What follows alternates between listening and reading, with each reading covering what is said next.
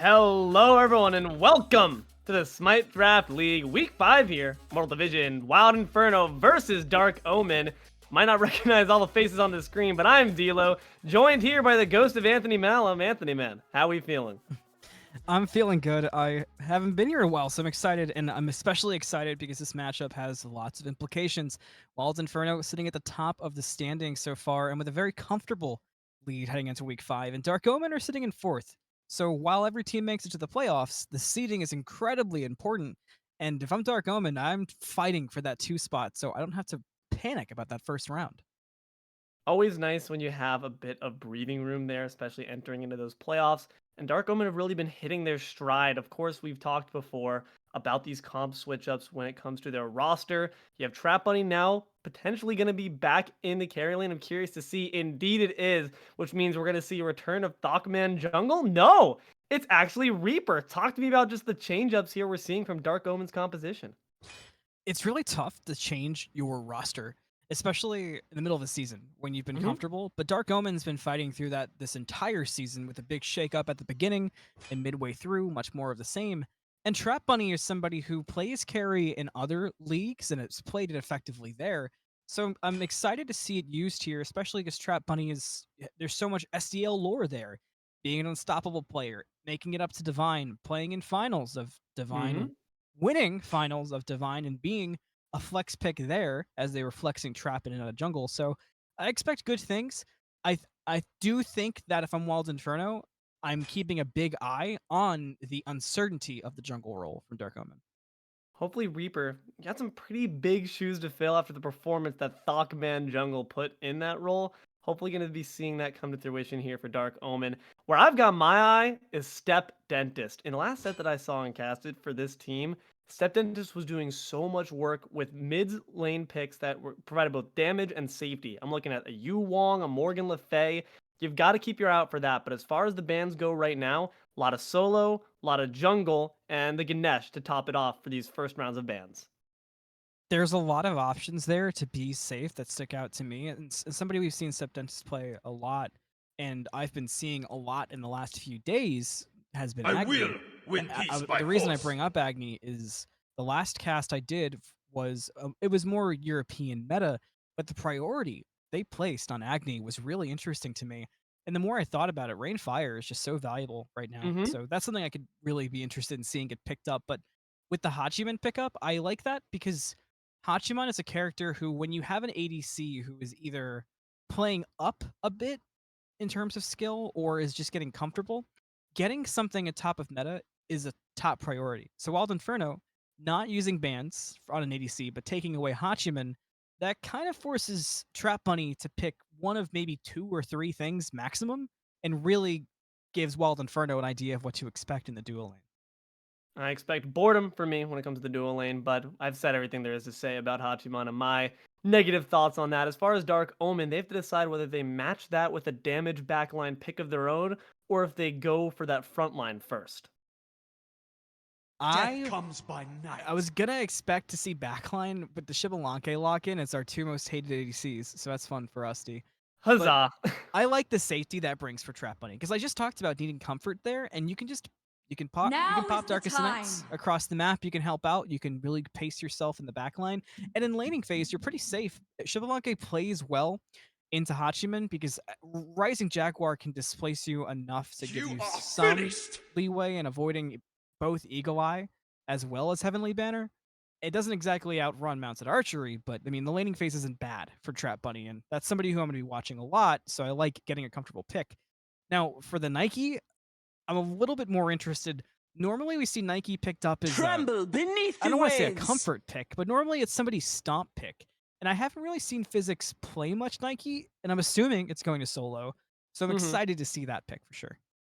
I mean, you don't have the Thor good, and if Physics doesn't have that on his side, I don't know. I guess the Nike is like you said, it's a safe pick. It's a comfort pick that I know a lot of solo mains do have in their back pocket.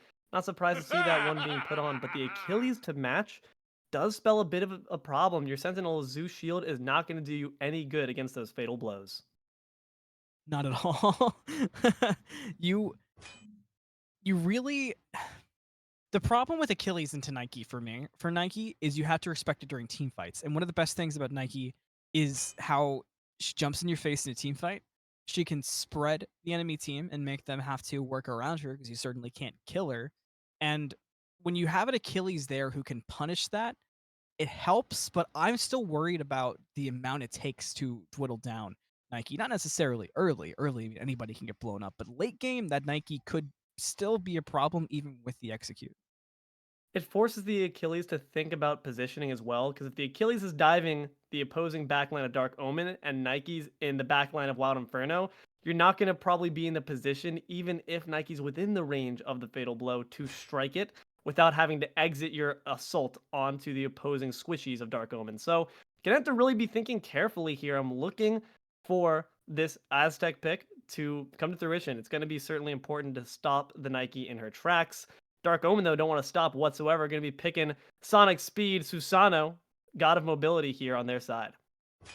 The Sasano pickup is huge because we've already talked a bit about the team fight for Dark Omen in terms of both the Nike and that we know Shibalanke is going to be sitting in the back, popping that ultimate, throwing out the autos from, max possible range and being safe. So now you've got a Sasano who can I should have created a initiate if world you that really you do wanted not or exist in. follow up in a very effective way behind that Nike. Now with the Tiamat too, the dive of Dark Omen is just absurd here. I mean, they realistically, they shouldn't lose team fights, especially in that mid to late game. Late game, obviously, things can be different, but that mid to late game, Dark Omen's team fight is going to be nasty. Those first fire giant dances Hmm. should, in theory, be very, very strongly leaning purple. And even the Stygian Beacon engagements, you don't even need X Ball to rotate to have presence with that Darkest of Nights. Global Ultimate's going to be coming in clutch. Whoa! Habwa, the call here for Wild Inferno to pick up. I've seen this be played recently in the mid, but I've also, of course, seen it be played more frequently so in the jungle. Gotta wonder where they're going to stack that one up. Lately, we've seen a big shift to Hubba going to the mid lane. I've seen it a couple of times recently. I think the main reason that we're seeing it, honestly, is there's just better picks in the jungle, but you can't really undervalue the amount of burst damage the Hubba brings. It's so useful to be able to just delete somebody late game, but with those cooldowns, and he's fairly safe at certain points of the game. I mean, obviously you can dive onto the Hubwa, which the Sasano does bring a lot of, which that's obviously a concern, but with the scroll does help a lot. I don't know. It could depend here. We could see a world where this Hubwa does massive damage. I mean, now we know it's jungle with the Merlin lock-in, but we could see a world where it does massive damage. We could see a world where it's kind of picked on by the Sasano. And being in the jungle, I do expect it to be picked on a bit more. The Yeah. Merlin in the mid lane, however, against Tiamat, I love that matchup. I feel like Merlin, the way he's able to traverse around the mid lane, much safer in the farming phase of a lane against Tiamat. And I also like that when Tiamat dives into Merlin, he can flicker away. He doesn't have to sit there and take it on the chin. Going to be certainly useful to have that mini escape in your pocket, but Tiamat does have the Swanton Bomb to follow you to the edge of the earth. Have to watch out, but that god as well. Not going to be coming on until far later. Ooh, sorry, I'm getting a bit distracted here, but the Kumba hover has certainly got my attention. Have not seen this god for quite some time. Would love to see the belly bumps. Boo! Boring! Boo! Dark Omen, boo! Hope they lose game one. Kuzenbell going to be their pick, though. It is boring, but it really does add even more to this sort of Yes. displacement heavy dive comp. I mean, you will not be in the same position that you are at the start of a fight against Dark Omen's team because Hmm. Nike can jump in, knock you around. Susano pulls you around, throws you around, does damage to you. Kuzenbo's spreading you all around. You can't find a good place to stand. And the whole time that's happening, you've got a Tiamat and a Xbalanque just blowing you up. If the team fights have synergy here from Dark Omen, it's going to be a lot to deal with. And that's not to say Wild Inferno can't do damage. It's just the way that Dark Omen's damage happens is it also makes it difficult for you to do your damage. In general, that game plan seems a bit more cohesive on their end. Like you said, displacement, space control, going to be useful for those beacon fights, going to be useful in general when we see these teams start to group up.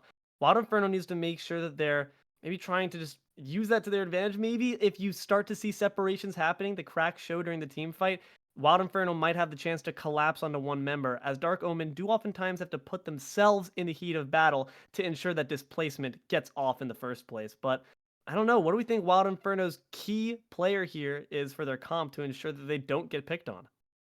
It's the Habwa. It's you need to make sure that it can farm, it can be safe, that you can get to the damaging stages of Hubba without going 0-5, 0-6, and getting to a point where you don't matter anymore. That Hubba has to matter the entirety of the game, or it doesn't matter. And then without that character, that's not a 4v5 that Wild Inferno can win. Certainly got to agree with that one. Hopefully, going to see the Hobwa bringing some presence to this game, but only one way to find out, Anthony. We'll be right back in a second with game one.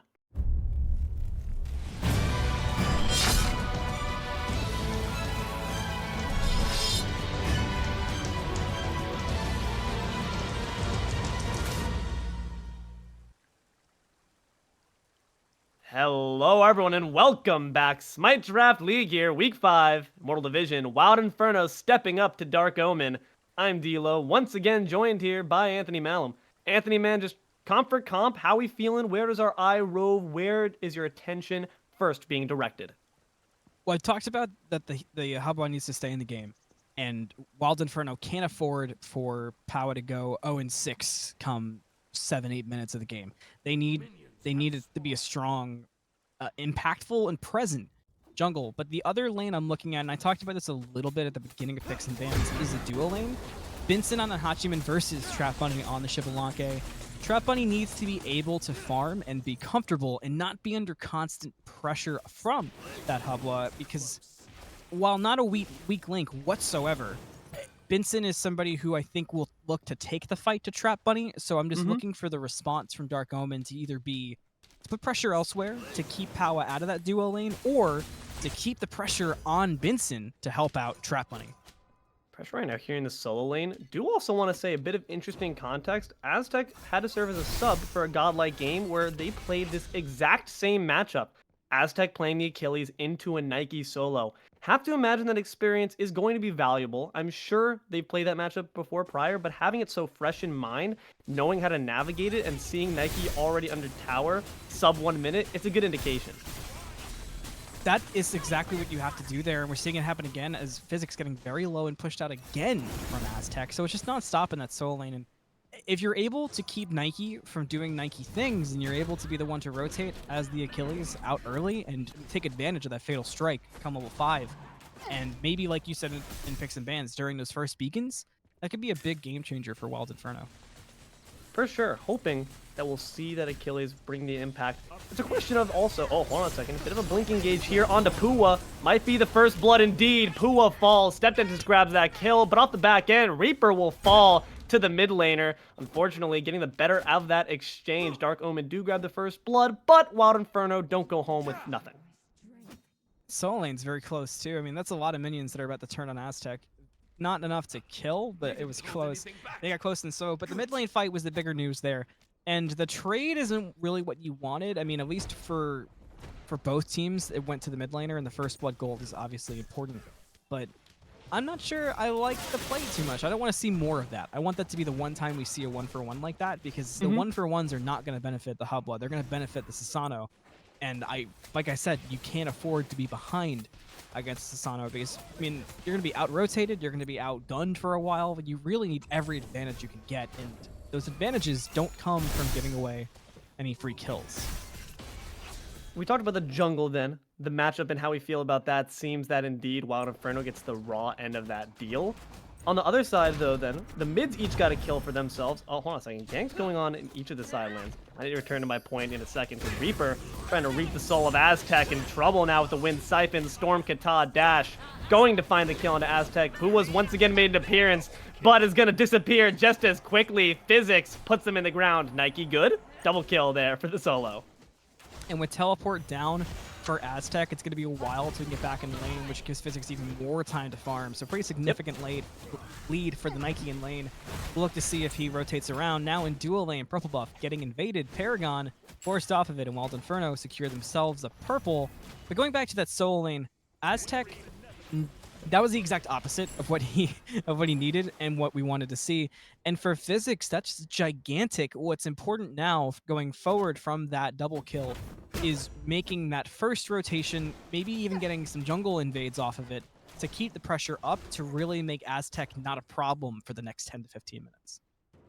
And the question of if Physics now seeming to be the problem on the opposite end from Dark Omen, you have the natural counter born with the Achilles. We've talked about it at the desk. Do you still decide to spare one of the relics, grab that Sunder on the solo once level 12 hits, or do you decide to have faith in your ultimate's ability to not lock down the Naki? I do like the Sunder here. StepDentist in a bit of trouble, but does have that escape. I like the Sunder here because there's not a super present and panicky need to get something like a Phantom Shell, but hang on, because Azteck now in trouble in solo. That Fatal Blow is not going to be good for you this time. Going to shut off the lights, shut down on Azteck. Physics grabs another kill on the killing spree. Trap Bunny falls to the almond butter bouncing bubble. A nice kill there for the support. Seems that even the tanky members are eaten for each side. Wild Inferno going to put 2 kills on the board, comparison to Dark Omen's 4, though. Nearly 5 minutes into the game, Dark Omen bearing a slight lead here, 1,400 gold to their name. The question is, what will they do with that from this point onward? Almond butter bounces a bloop and bubble. I could use that as a warm-up. I like that. I might take that. But you got it. That's bad, but it's not end of the world. It's good that the kill went to Almond Butter for Trap Bunny, and I say it that way because I was talking about what we need to see from that Xbalanque. What I don't like that does is it gives a level lead and some gold to Binsen over Trap Bunny, and especially in an ADC matchup like this where they could trade auto for auto, every bit of gold matters a lot. Now Scizzy, in a bit of trouble, does get the flicker off, though. Yeah, knocked up, but at that point was safe from the pressure. Almond Butters made the rotation, and those bubble bounces do pack a awful big punch. I couldn't find more alliterative words there, but unfortunately, not going to be able to find the kill there onto the Merlin. We've seen most of the pressure here being afforded to the solo lane, seeing it happen a little bit more as Habwa does make a rotation. What are our thoughts on who wins out? Oh, hold on a second, though, because Wild Inferno making an appearance here in the dual lane as well. 3-member rotation. Seems like they're just going to be going for the purple buff, as on the opposite side, Wild Inferno shows some facing the solo lane. But Powa might be looking to step up here. Not quite. Just going to be a nice blue buff invade. There's a parade going on here, though, in the mid lane. Almond Butter and aParagon in a show of friendship marching across the jungle alongside the Nene Kappa, but that's going to be just fine as well. As far as this dual lane goes, now the carries have been left to their own devices for quite some time, and it seems that all the pressure is being put on the right side. Who do you think benefits more when each of these gods is left to their own devices to farm it up? I think Trap Bunny in this scenario, because I think that Trap Bunny's ultimate is still relevant across the map, whereas Binsen in a laning phase, I mean, obviously can certainly do Hachiman things, but doesn't offer that global ultimate and that presence to help out his team, and can't pick up gold the same way that Trap Bunny will be able to. So just leaving them to their own devices, as long as Trap Bunny doesn't take unnecessary risks, the Xbalanque will always provide benefit, whereas if Binsen decides to get crazy and starts to take those risks, he could be in a lot of trouble. That's a very fair point, and that begs the question of whether ECBinsen to maybe try to neutralize that factor that Trap Bunny can be there even when he actually isn't, might make those rotations himself. Does have the added mobility, of course, of that ultimate, can get you somewhere awfully quick, but Physics might be taking a trip to the fountain awfully quick. Leap not going to quite find the mark, but Fatal Strike enough to get yourself to safety. Staff slams were coming. Physics has no shield now, but Powa has no abilities, has to ride his way on back to the tier 1 tower. Another failed attempt to take down this Nike. That's, again, unfortunate for Azteck because of the TP situation. Same as earlier when Physics got a double. Azteck had just used that TP to get back into lane right before that happened. So borderline max cooldown and already had to use it back, and we see taking the long way. So that 2-level lead we saw earlier after the double kill, now we're at 3 levels plus another wave, so we're looking to probably 3.5. So Physics is just really starting to snowball out the solo lane, and with we still have some time until we start to see massive rotations for any objectives be considered. At the same time, Dark Omen could look to get crazy because Physics has been afforded that right now. I'm just looking for, unfortunately, the fact that you mentioned earlier, the Haboa needs to have some sort of presence. Saw a little bit of that. You allowed for the 1-for-1.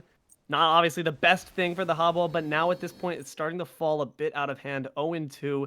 You need to have a bit more presence here. Otherwise, Dark Omen can do exactly this. Rove through the jungle with impunity. Try to grab some cams for yourself. StepDentist, like I said before, is a key player of this team. And with that added farm in tow is going to be even more of a threat. Tiamat needs to farm up to get to late game, and you're just going to be obliging. Already has a slight level lead as well, as once again, the March of the Supports takes place here across the mid lane jungle.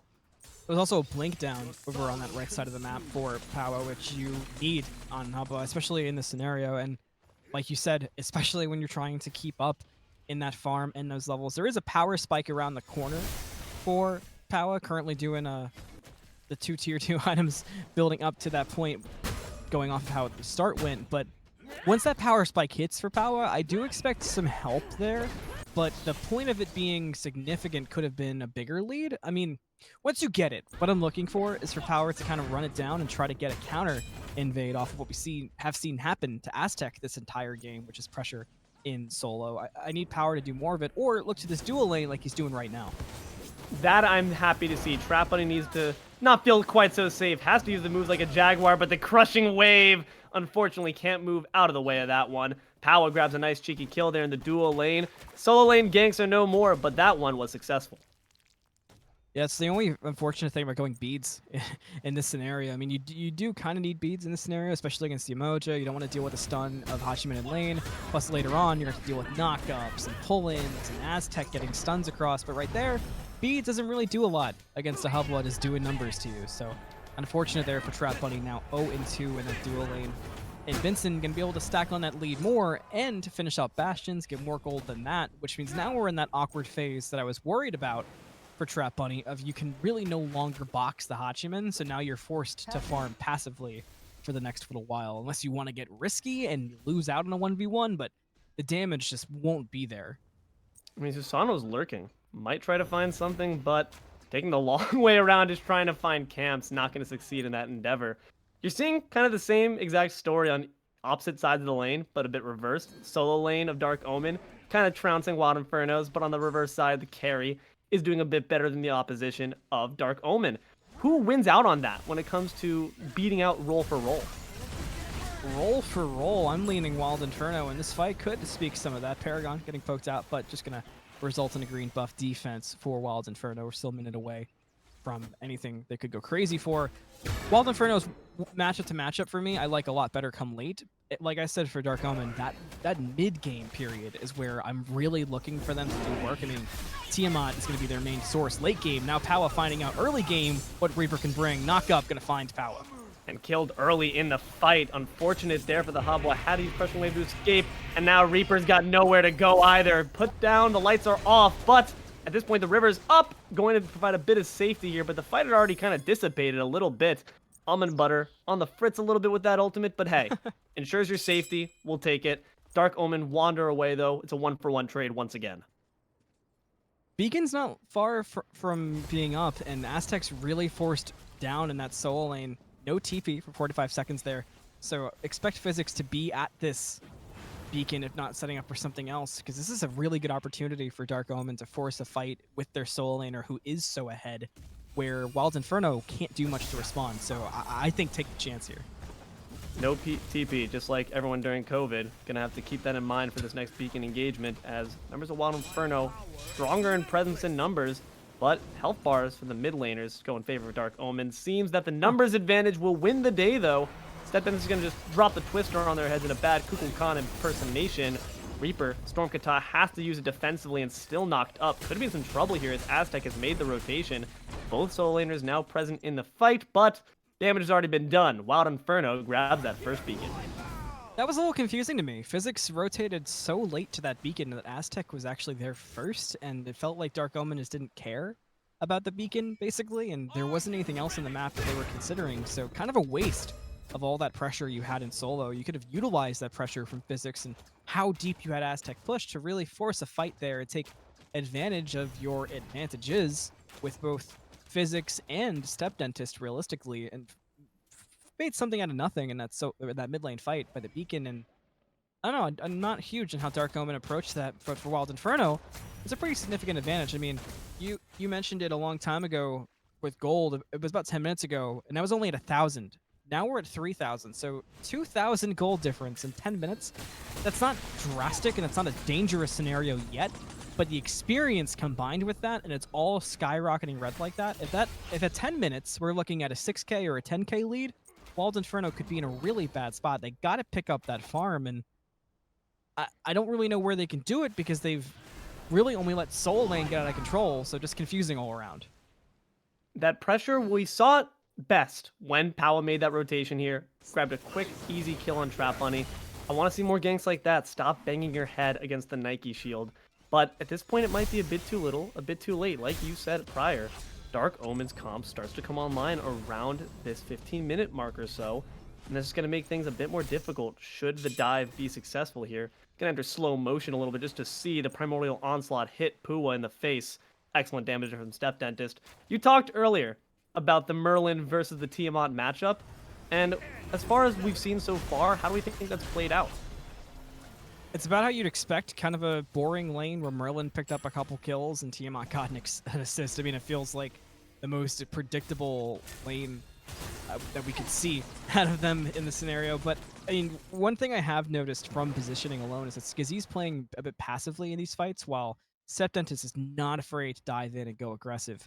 And if Dark Omen can take advantage of that, then they'll have a very, very dangerous Tiamat come that late game. But for Wild Inferno, I need Scizzy to be a little more aggressive and understand that you do have that flicker. You have one of the most forgiving tools possible in a kit for a mid laner to just get out of jail if you made a mistake, especially considering we haven't really seen much usage of that beads or Aegis from Scizzy. Utilize that flicker and play more aggressive to get more damage out.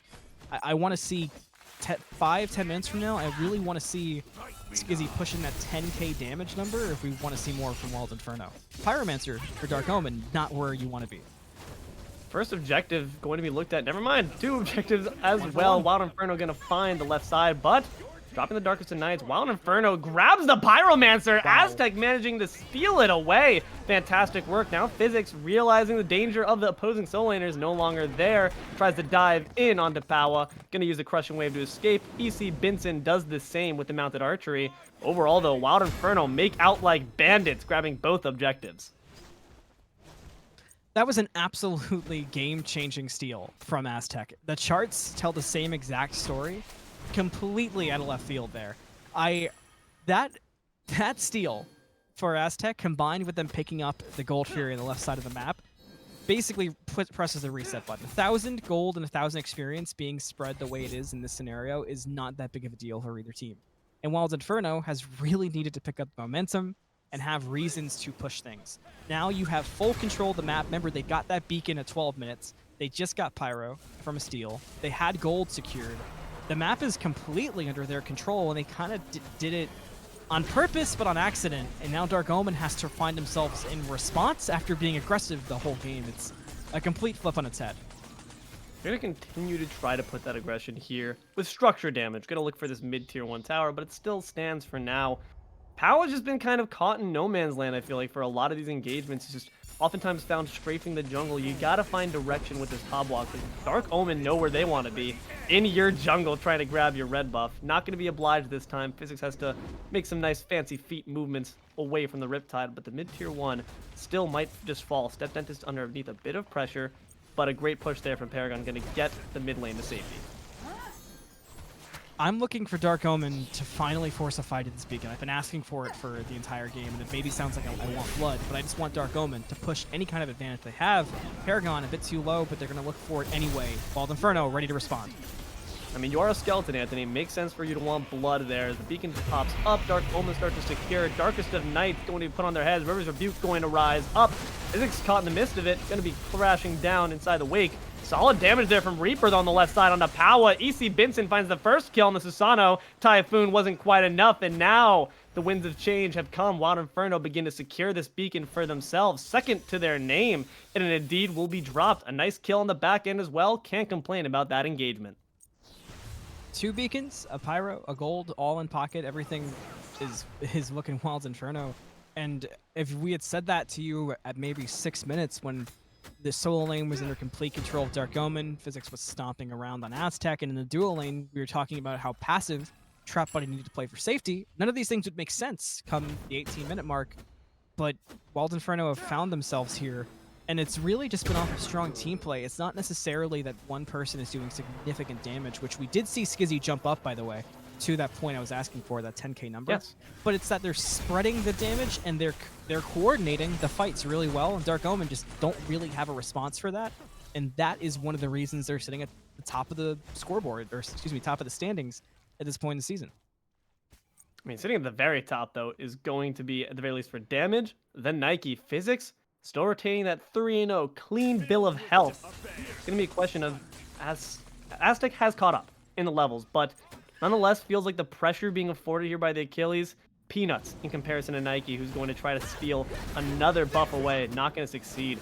Dark Omen has been having trouble in that category. There's going to be some scrapping, though. Physics wants to play. Might be playing with fire, though, or with water there. Going to eat the crushing wave. Typhoon going to be dropped onto the retreating Hobwad. Not going to be a successful engagement there for Reaper.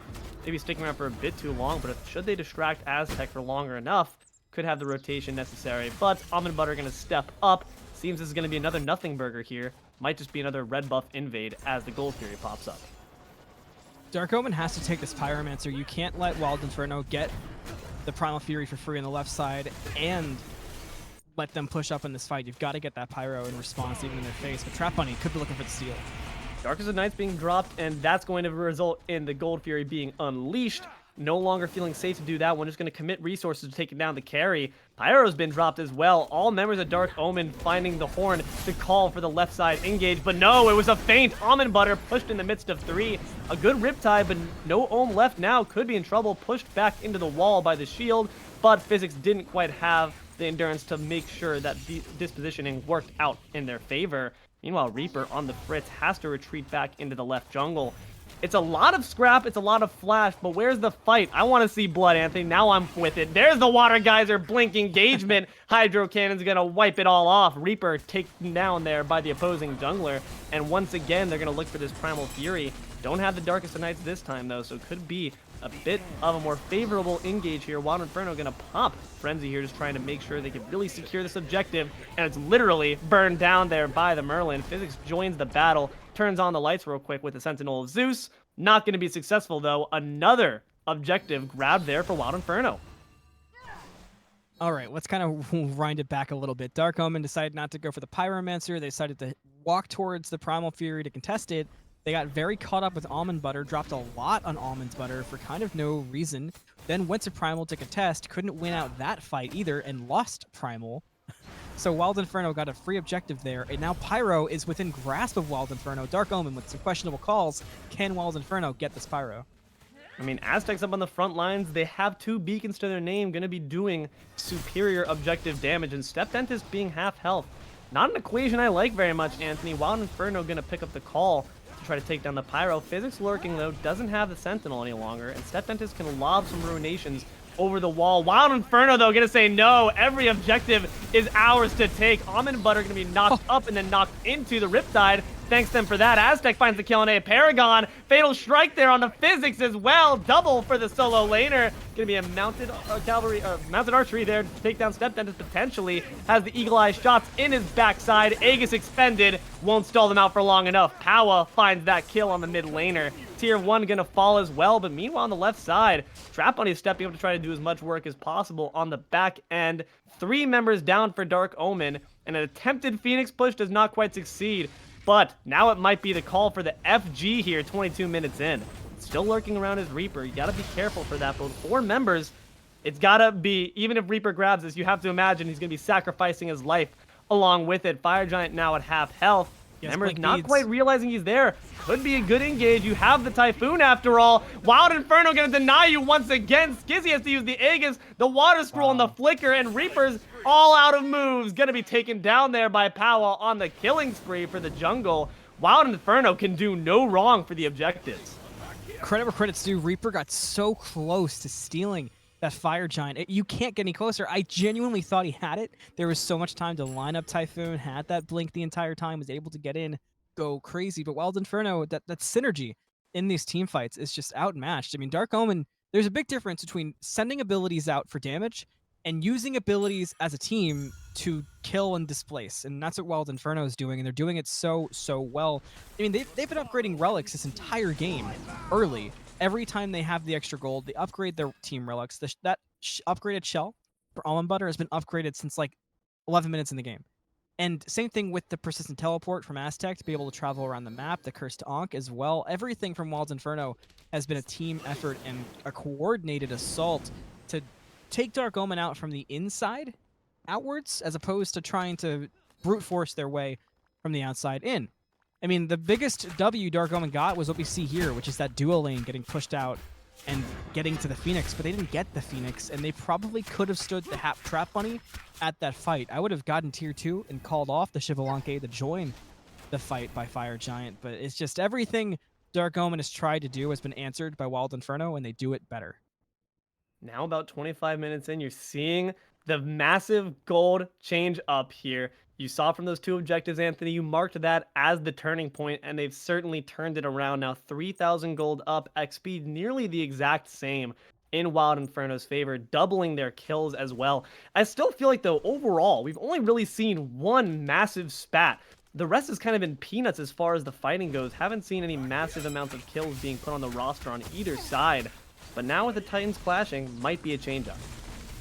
Wild Inferno knows they don't need the kills. Wild Inferno understands they need items, they need levels, they need the damage, they need to use the damage to get objectives, they use the objectives to get towers, to get to the Titan. And that's how Wild Inferno is playing.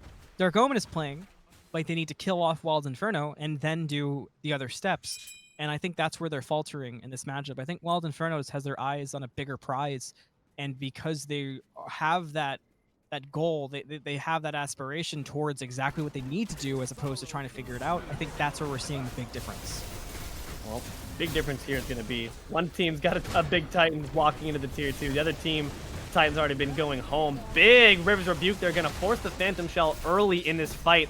Not what you want to see. Tier 2 smacked down there by the Titan. And Wild Inferno realizing we don't need to push our luck here. We've got what we came for.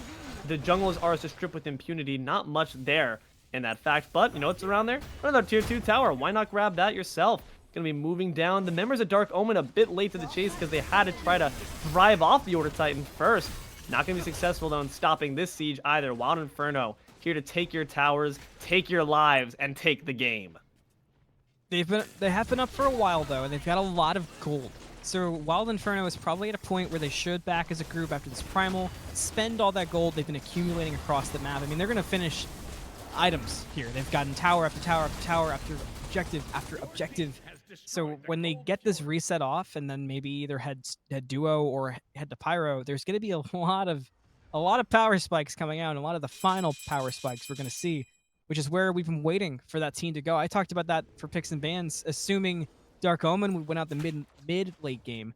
We're getting close to late game, and Wild Inferno is in a place where Dark Omen can't touch them already, which means the deeper we get, even when Dark Omen catches Wild Inferno come that 30-minute mark where they might be a bit closer, I don't foresee a world where they're going to do enough damage for it to matter. I mean, right now they can't match Pyro, and they've got to deal with a split-pushing Hubwa. I mean, come on. That's as impossible of amounts in the climb as you can put yourself in, even if the gold lead isn't as significant as a mountain might really make it seem. It's a rough standing here as POWAAAAHHH rides his way to safety. StepDentist might catch on the back end. They're going to drop the cutoff creation, going to have to drop the beads in response. Ruination won't find the stun thanks to the cleanse, but might be getting consumed here. Crushing Wave as well as the Water Scroll going to ensure your safety, but had to expend a lot of resources from that split push. You talked earlier about how Dark Omen's got a very dive-heavy comp. but now they're finding themselves, as they've been for the past few engagements, on the defensive end. How do you utilize your tools here when you're meant to be going on the aggressive, when you're meant to set the tone, but you find yourself on the context of the back foot? Well, they know that Azteck can just kill the backline. They know that they can kill Physics fairly quickly, even if Crushing Wave hasn't been a good response necessarily to the Defender of Olympus, or excuse me, Sentinel of Zeus. If I'm Dark Omen, I'm taking advantage of the fact that Wild Inferno knows what we're doing, and I am changing up my strategy in the next fight completely by almost ignoring the front line and trying to get past Azteck and focus on getting Scizzy POWAAAAHHH out of the fight, because Binsen hasn't been too big of a problem yet, so that you don't have to worry as much about Azteck because you don't have a Hebo and a Merlin for recasting and throwing out their cooldowns. Maybe wait for Wild Inferno to force the dive and then respond with your better dive, as opposed to diving to die as they've been doing. Hopefully not going to throw their lives into the well for nothing. You need to have purposeful sacrifice here. aParagon going to be smacking some wards up before having to retreat back with his hands out in front of him. And now, Wild Inferno might be deciding to initiate this one. Azteck's been on the front lines for some time, not really been taking too much damage in return. It's just going to be a lot of tension building up, but when will the balloon pop is the question. You have StepDentist, who's free to just throw out Ruinations and Primordial Onslaughts with no issue, and Azteck can just poke them. Death by 1,000 cuts. Physics going to eat a nice water geyser there, but it's still going to be a lot of poke and filler, not going to quite burst out into an all-out war just yet. There's going to be a lot of time bought here from Wild Inferno because they understand that this is their fight to lose. I mean, what Azteck is doing right there is the most damage we've seen Wild Inferno take for a while. If you take out POWAAAAHHH getting killed in that duo lane, or almost killed, excuse me. And they know that Dark Omen just can't do anything. The only thing Dark Omen can do is play off a mistake or an over-aggressive play from Wild Inferno. So if Wild Inferno chooses to not do that, then there's nothing Dark Omen can do anymore. At this rate, though, with Azteck dying deep, they might have gone up a bit too far for your own good. Caught in the watery grave, has to use the Fatal Strike to escape the Child of Creation. Just kind of stomping at them very angrily, but will fall as well. The first casualty of this new war. The Fire Giant's been leashed, but I think that was more of an accident. That's more peanuts. They're looking for kills. Azteck's back here on the right side, but it's once again just a lot of poke and filler. All members survive so far. Physics, though, is leading the charge back in. Physics dives in deep, but everything's been popped in response from Wild Inferno, including River's Rebuke and a Frenzy, just to get Dark Omen to go away. Now Wild Inferno have newfound control over the Fire Giant pit as EFG spawns up, and Reaper almost gets caught out and erased. Takes a trip up into the sky, but manages to drop down with his life in tow, thanks to not having the range on POWAAAAHHH to follow up with the Hydro Cannon.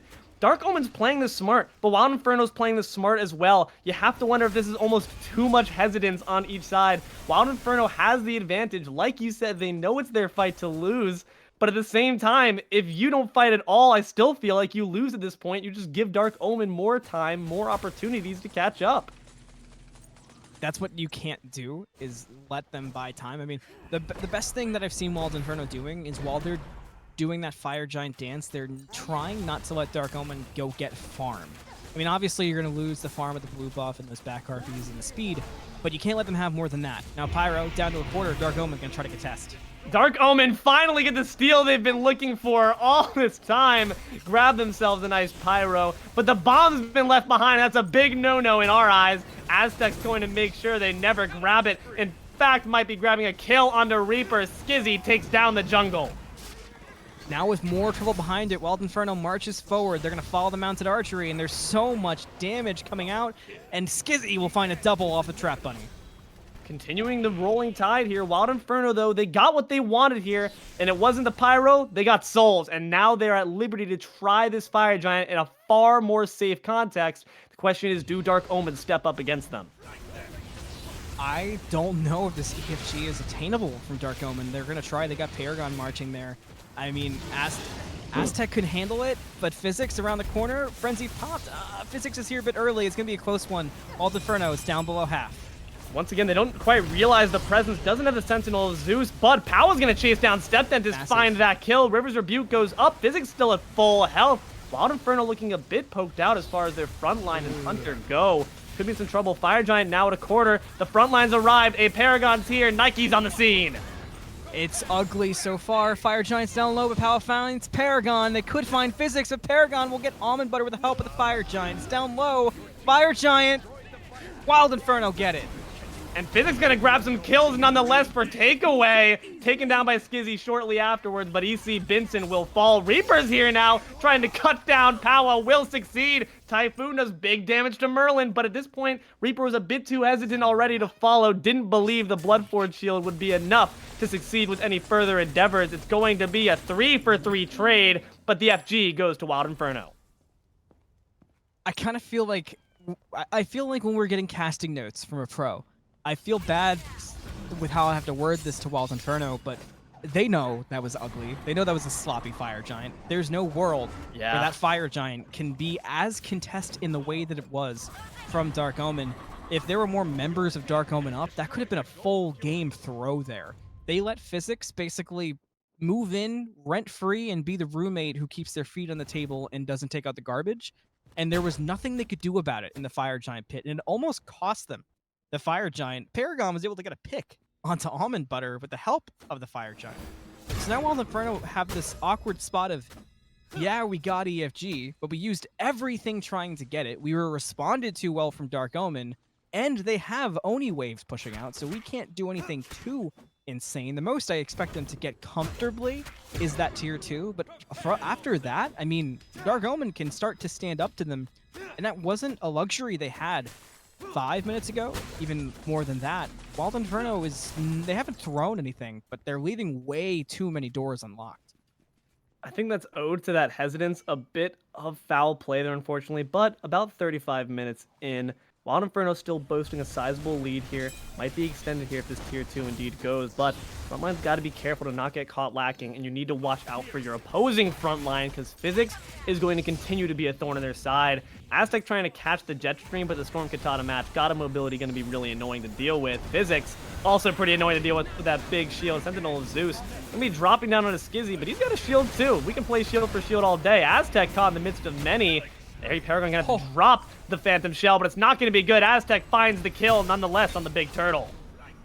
Dark Omen did not play that fight to the best of their ability, and Wild Inferno certainly did. Despite getting backed up, they kept everybody alive, and they found a massive pick onto Paragon.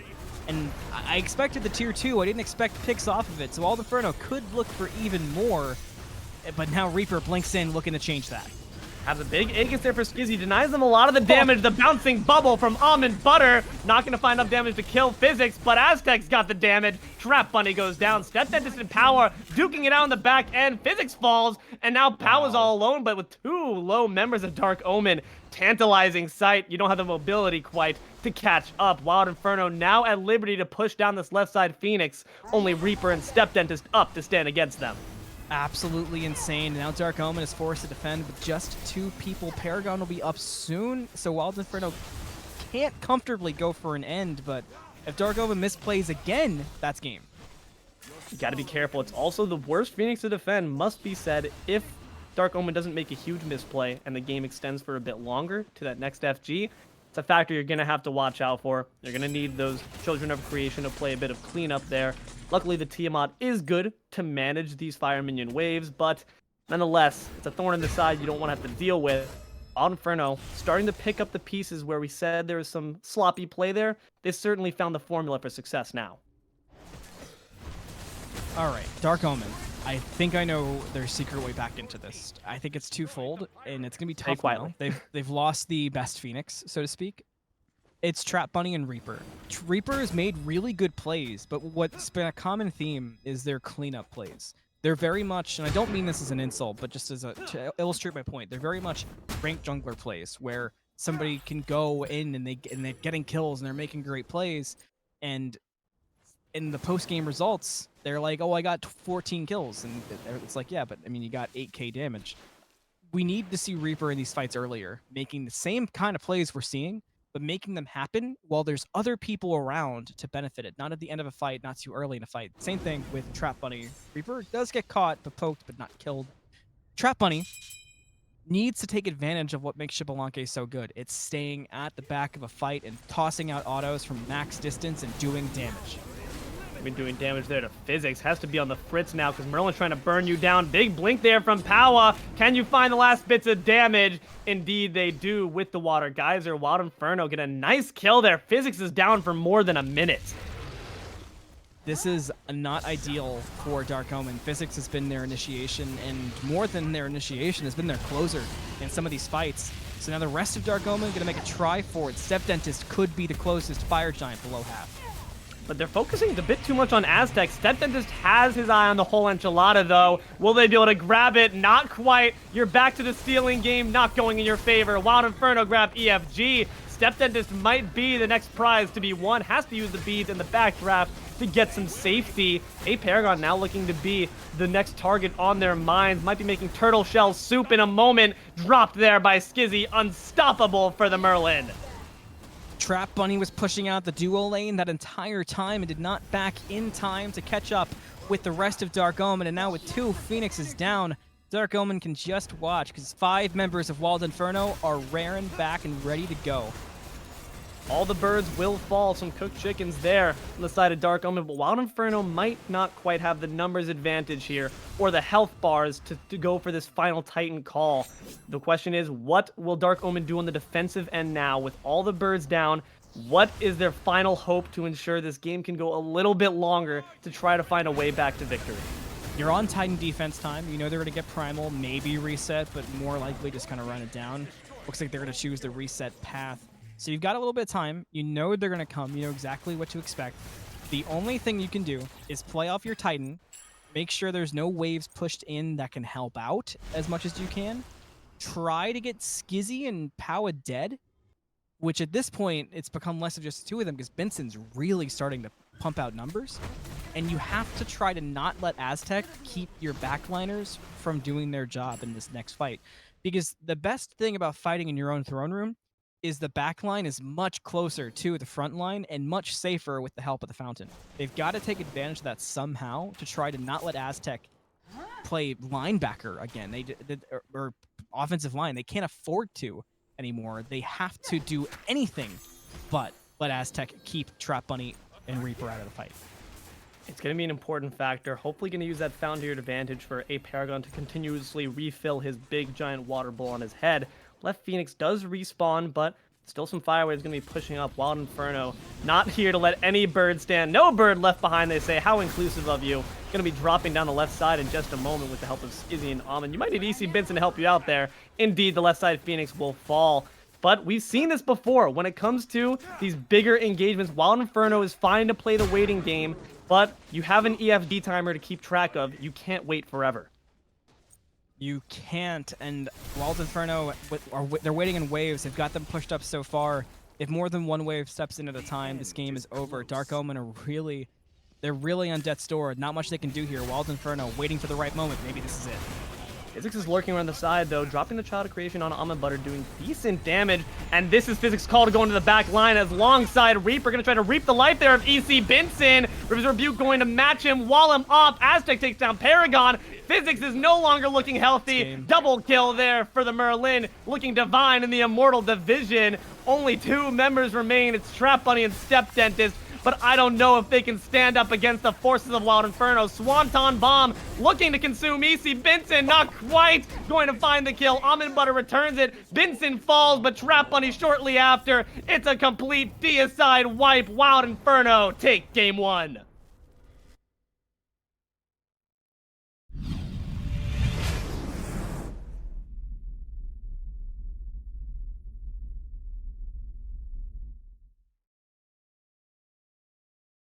Hey man, slow and steady won the race. They had patience, they had methodology, they had the way to execute their game plan properly, and in the end, the dive took a nosedive on the side of Dark Omen.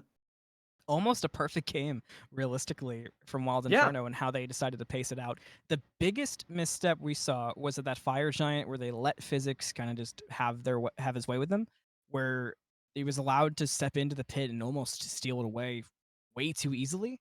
But other than that, Wild Inferno had complete control of the early game, of the mid game, and nearly the entire late game. And all that Dark Omen could do was sit back and watch. And I attribute most of that personally to the backline. They just could not find a way to get damage across consistently, with the only exception being StepDentist. But there's a big but there. StepDentist was able to play aggressive because of how Tiamat is. Paragon and Physics opened the door for that StepDentist damage. Meanwhile, TrapBunny and Reaper were behind, kind of just hoping for an opening to do any kind of numbers.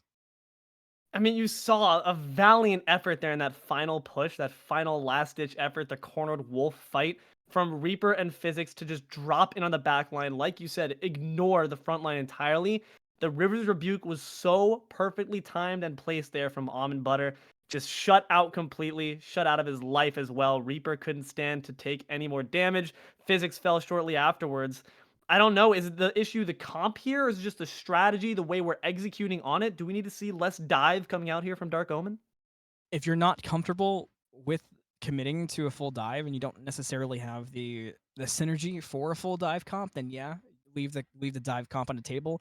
I don't know if that was the case here. It's not like these players don't know each other. It's not like they don't get along. It could have just been a situation where from the beginning of the game things didn't feel right and they never locked in. If I'm going into game two, my biggest changes are probably I'm looking at the ADC and the jungle role, maybe get more comfortable roles from there. And if I'm Wild Inferno, I'm trying to do more of the same right. Maybe look at Mhm. a different jungler and realistically just have a better fire giant and everything else is perfect.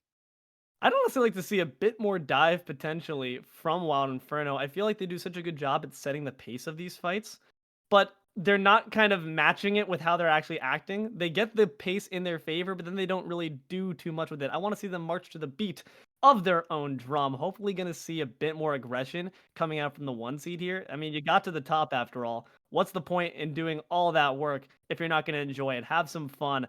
Play an I don't know who's the most divey character in the game. Play a.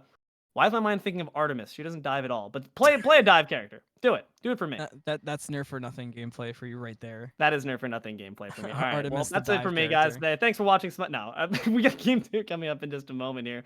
But all right. So we've talked about the changes up in strategies here from P's and B's that we're potentially looking to see here. Just looking at player contributions here. Who do we think was just doing it really well on the side of Dark Omen that you don't need to change a thing, baby?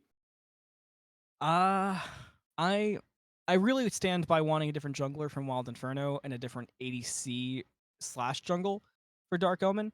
I Hmm. I'm not against the Sasano. I liked it a lot at moments. It just kind of felt like I said, it felt more like a playmaker and less like what we see the best from Sasanos. And then I'm not sure if Trap Bunny wasn't the most comfortable in Xbalanque or just couldn't find a good footing to get Yeah. that damage across.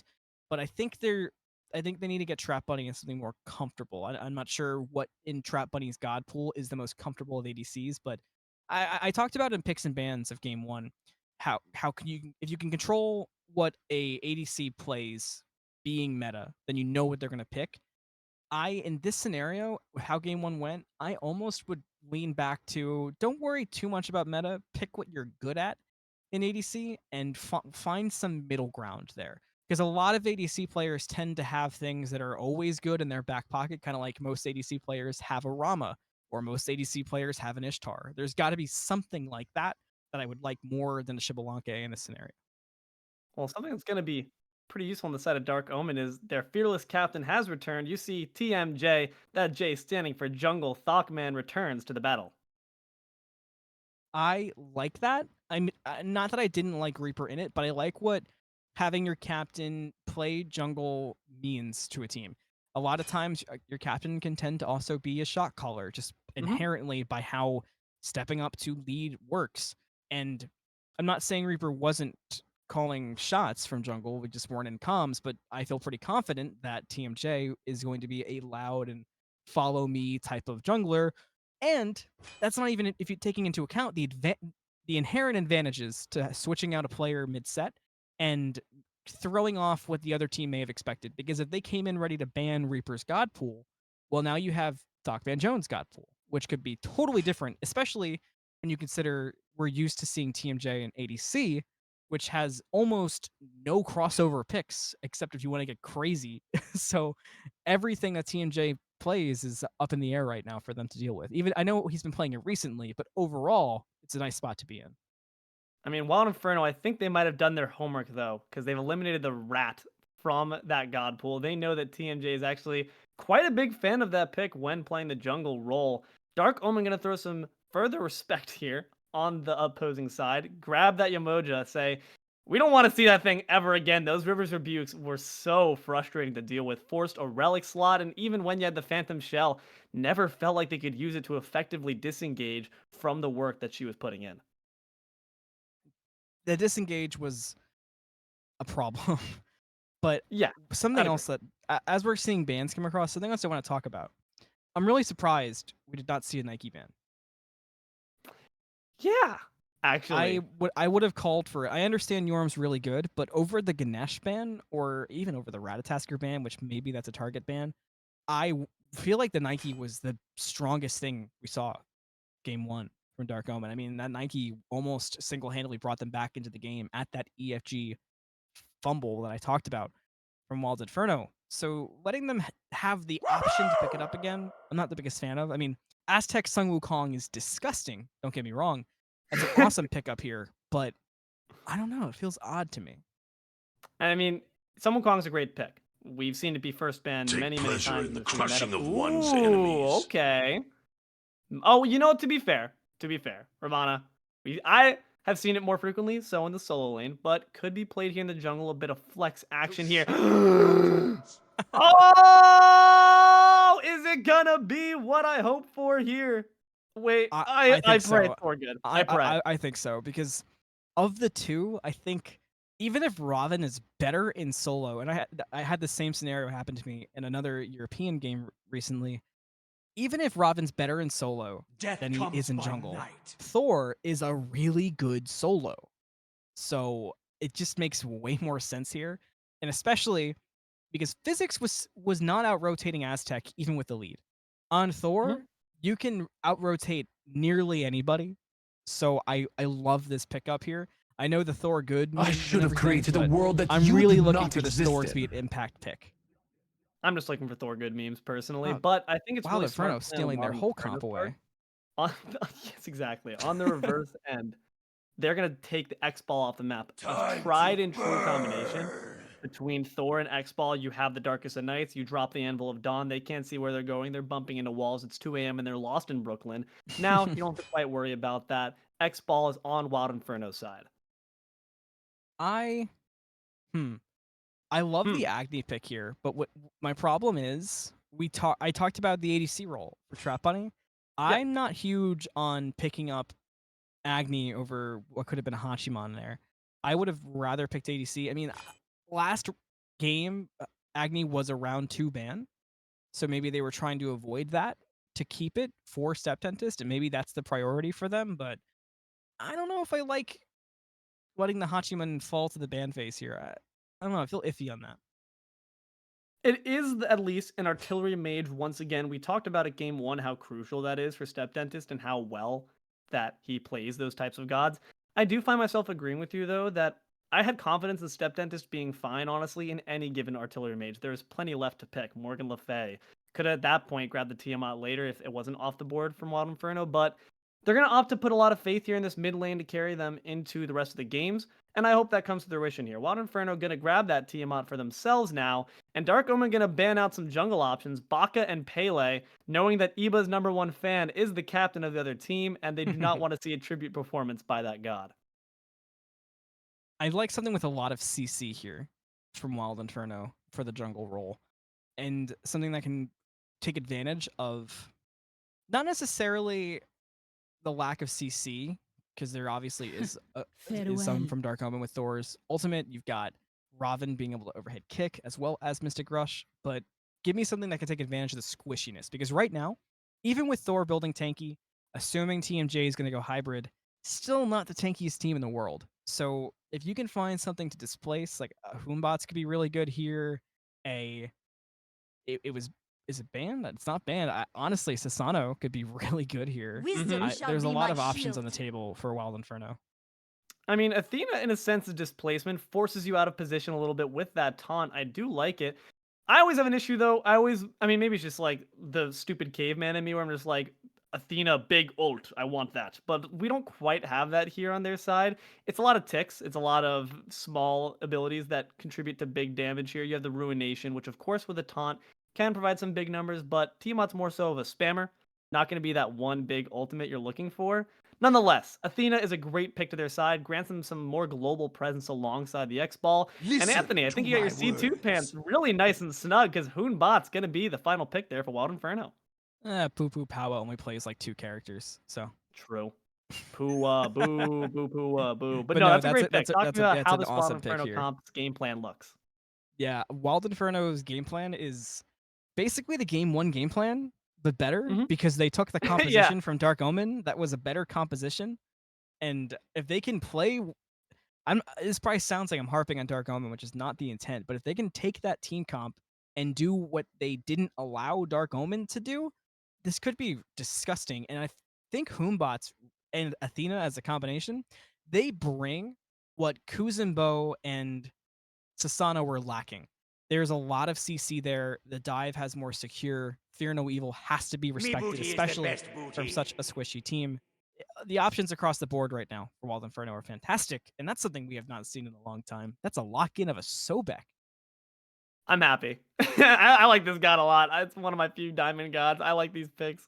They're a lot of Ooh, fun. I'm nerf not or gonna lie nothing to you. I lore. don't know if Dark Omen's comp quite has the cohesion necessary to stack up against Wild Inferno and their potential for displacement, but boy golly gee, Anthony, is it gonna be fun. I was honestly kind of looking for an Ares here.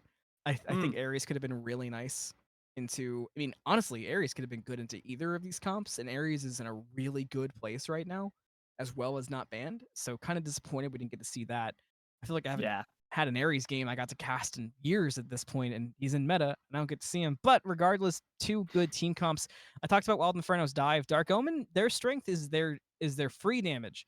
They've got to position well enough to get that damage across because they have a lot of damage that's pretty easy to confirm. But also, if it goes astray, if you find yourself missing cooldowns, then you no longer have a team fight. And with the dive of Wild Inferno, that's a bad combo. Could be rough here. What I'm looking for is an easy flow chart. Let's talk PEMDOS real quick. Order of operations, you want the Agni Bomb stuns with the noxious fumes into a nice easy charge prey, Thor wall, bada bing bada boom. That home bots is now lunch. Should be easy if Dark Omen can grab those CC chains, but like you said, one wrong ability, the chain is only as strong as its weakest link, but gonna have to see how well that chain holds up. Game 2 coming at you in just a moment.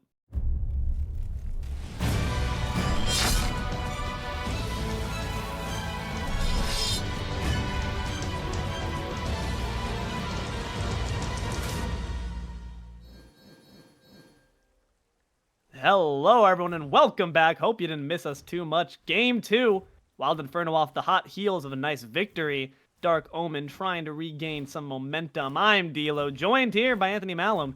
And Anthony, we got some interesting picks on each side, man.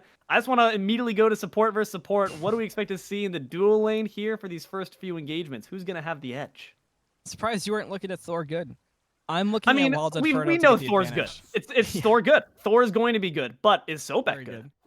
I'm looking for Wild Inferno to get the advantage in this laning phase. Sobek's not the greatest for that first level clear. We're gonna probably see Dark Omen lag behind to lane. I mean, they do have Ishtar, which will make up the difference. So there's a chance it's a toss-up. But level 2, unless there's a really good pluck hit from Paragon, I really like Wild Inferno's chances in a level 2 fight in lane. I could even see there being a really early first blood potentially.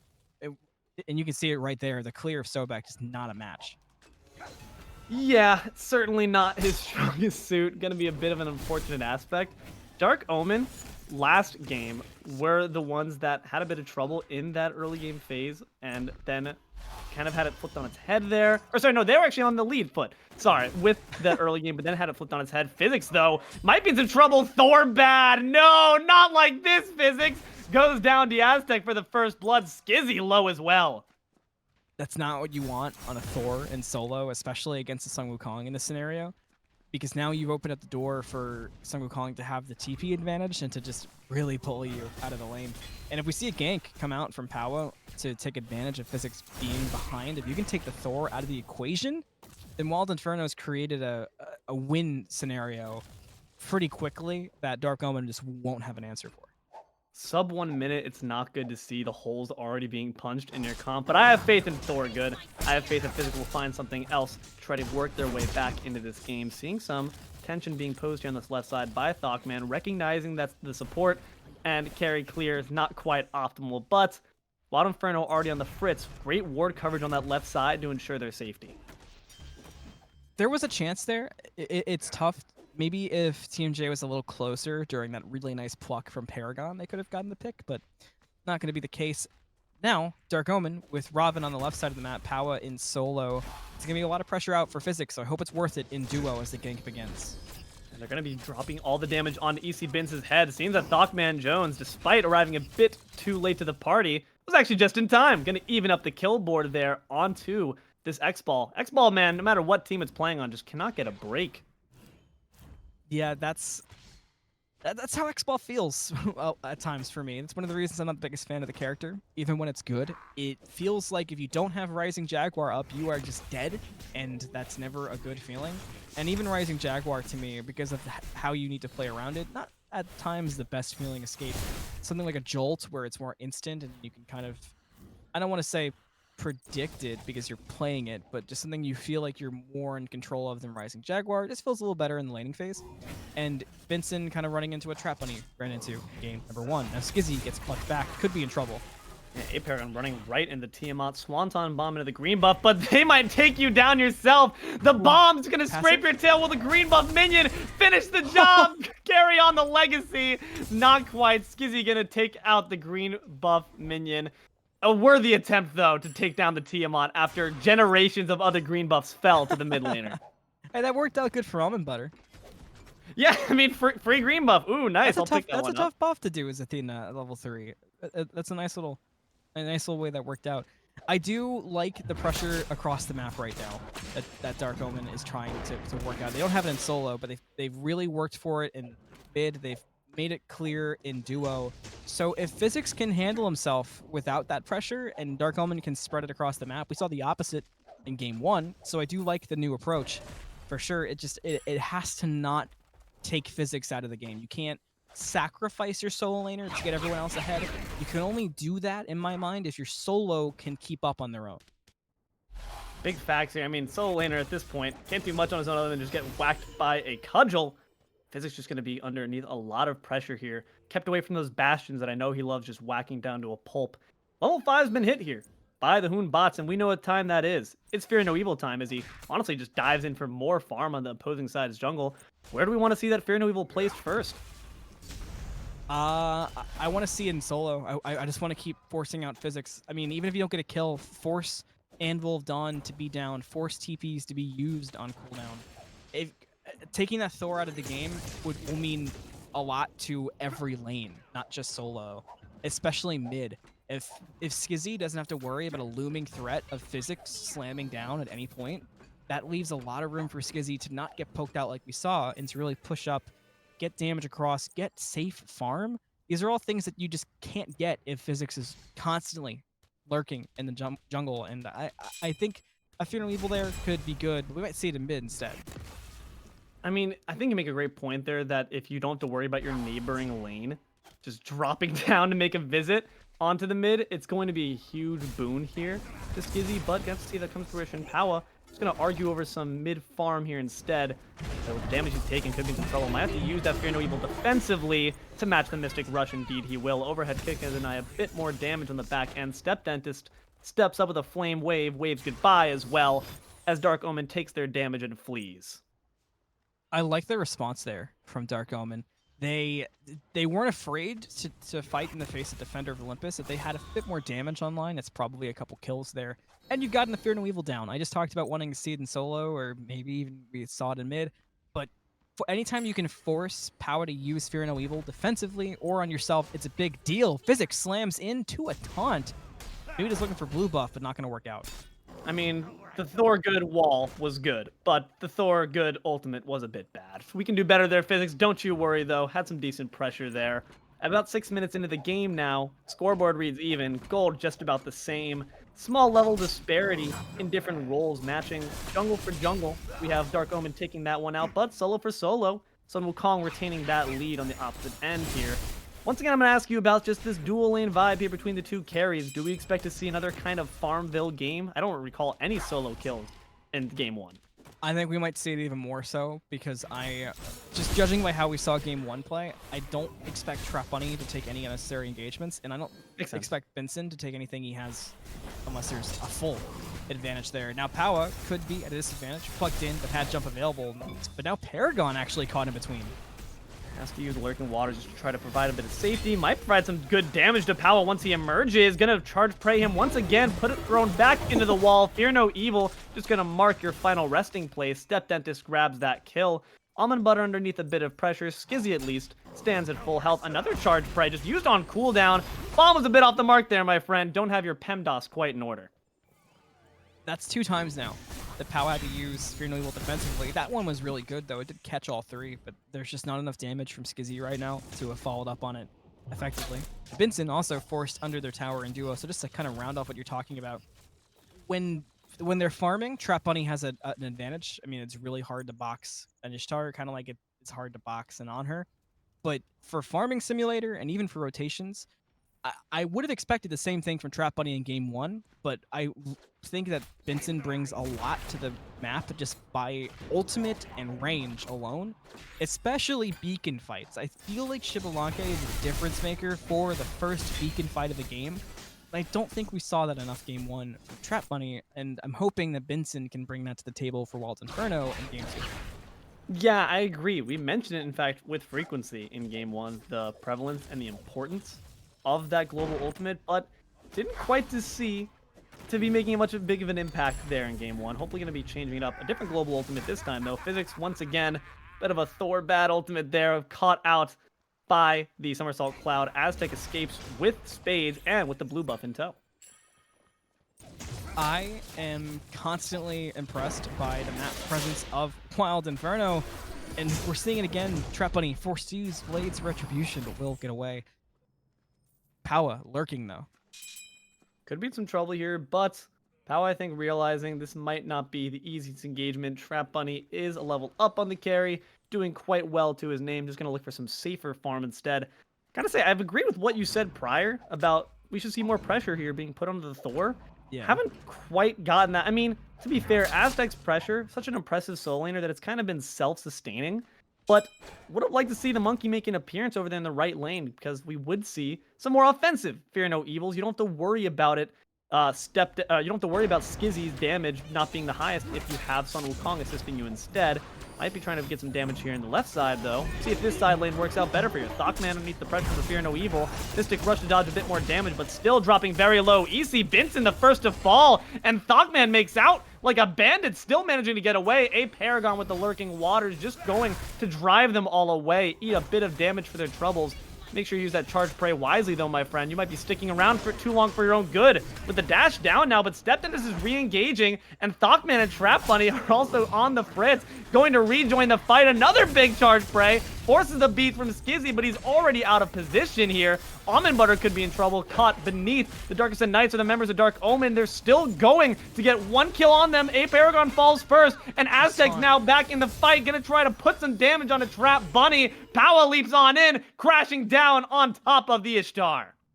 Perfect ultimate from TMJ to get away and start the fight. Perfect taunt from Almondbutter to end the fight in favor of Wild Inferno at the tail end of things.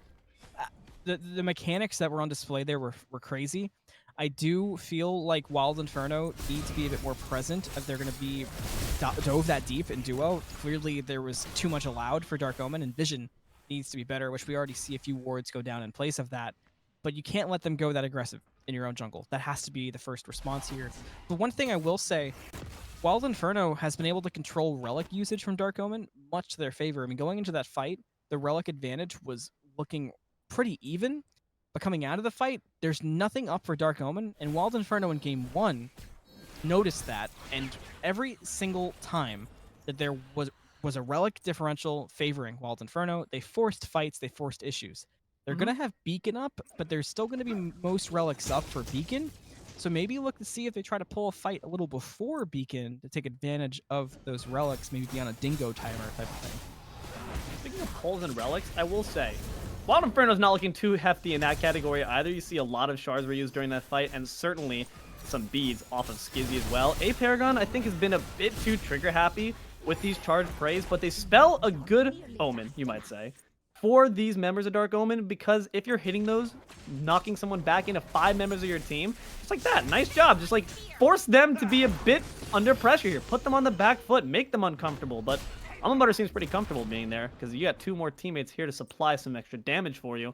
I'm just liking the aggression here. I just want to see it be used a bit more tactically, hopefully with more presence and follow-up next. But again, a blink engage there, but who is there to follow it up, my friend? There's a big bomb. Hold on a second. Might have spoken a bit too soon, might eat my own words, but the Darkest of Night is going to deny you a bit of that presence, and now you're body blocked in the tower. Scizzy finds aParagon, but Physics, Thor good finds Azteck, lands right in the midst of the Fear No Evil. Decent damage being put here onto StepDentist, but not quite enough. Gonna rejoin the battle. A big bomb stun, but almondbutter is still looking quite healthy for it. At this point, though, Wild Inferno having dominance over the beacon. Physics had the flashy moves, but didn't quite find any kills off the back of it. Dark Omen had no relics for the Fear No Evil, and they have none for the follow-up either. And Wild Inferno looking to aggress again. They're going to find a kill on the Physics and turn their attention back to the beacon. I mean, you just got to stop throwing members at this. I think this might be lost. aParagon has a good pull, though. I might have spoken too soon once again. Wild Inferno will grab themselves the beacon. Azteck might just be a bit too tanky of a target, though, to be the apple of your eye. Going to get away with murder, quite literally. Physics is down. StepDentist got a bit aggressive at the end, but Dark Omen will go the other way. TrapBunny had a late rotation and had a really good position, but didn't seem to feel comfortable and not in the best spot to take advantage of the position. And that's something that we've seen a couple of times happen to TrapBunny. So I'm starting to think that a good solution for Dark Omen might be to have TrapBunny position not just around Paragon, but maybe, and this sounds weird, but stand kind of between where Physics, TMJ, and StepDentist will go, to really make use of their CC to help confirm your damage and grow the comfortableness and the confidence, more so, for TrapBunny. Well, one thing that's certainly growing right now is the lead on Wild Inferno, but it's not the most significant to look at here. 13 minutes into the game, about 1,000 to their name in gold.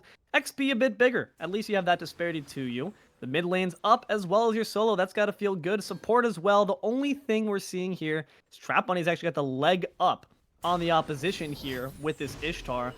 Do you think, Anthony, that's their key to victory? Is that who we need to play through? You mentioned the positioning, but as far as the closing kills goes, is it on StepDentist's shoulders or the Ishtar? It's going to be on StepDentist for the time being. I mean, if you look at Ishtar's build with just Executioner online, that's a power spike for boxing, but that's not necessarily a power spike for killing the whole team.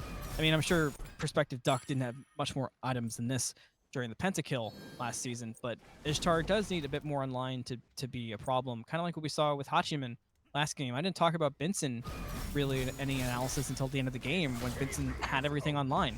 So until that point, it needs to be StepDentist, and then come late game, it needs to be both of them, realistically, to be able to respond to dive of Wild Inferno. Pow shows up, dives on Physics, and it's going to be a pickup in the solo lane. This one goes to Azteck. So bad. I'm sorry, buddy, but that was just a bit too overzealous. ECBinsen might be getting it a bit too over his head as well. Has to use the beads in response to the Blades of Retribution. Scizzy takes some decent poke there from the Agni, but StepDentist having to retreat on back with Powa's presence. Unfortunately, Physics just got a bit in over his head. Used the double tap just to ride right into the knockup. But speaking of knockups, aParagon here with some presence. But once again, TrapBunny's all the way in the back. Just don't use the charge spray. Why are you doing that? He's not here yet. Gonna waltz back, happy as a clam. He did his job in his mind. Scizzy now has to retreat in the mid lane. And something we haven't talked about a lot, Scizzy 3 kills after getting poked out, but can't talk about it much because now TrapBunny being run down, Binsen will find it. Will they find Paragon too?